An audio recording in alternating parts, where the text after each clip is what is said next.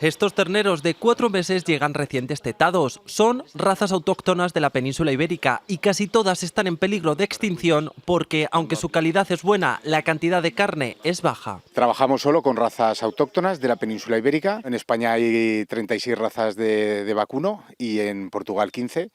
Y bueno, es una manera también de fomentar estas razas y creemos que aquí en España tenemos una ganadería y una genética muy importante y hay que mantenerlo. Luis y Juan Antonio son los fundadores de la marca ganadera Piritaurus, un proyecto fundado en 2021 en Tardienta de cría de bueyes y recuperación de razas de vacuno autóctonas. En la explotación tienen ya 90 cabezas de 17 razas distintas que vienen de ganaderías de Cantabria, Galicia o Portugal, entre otros sitios. Traemos los animales de pequeñitos y hacemos una alimentación de iniciación cuando llegan hasta que hacemos la selección para bueyes y entonces separamos los que destinamos para añojos y los que van a ser futuros bueyes. Los seleccionados como futuros bueyes serán castrados y alimentados hasta que tengan más de 4 años, el tiempo mínimo para ser considerado buey. Un proceso largo cuyos resultados saborean en este asador tardientano. Esta carne está impresionante. Puedes venir aquí a casa este mes, comer por ejemplo una parda de montaña y en 2 meses cambiar una vienesa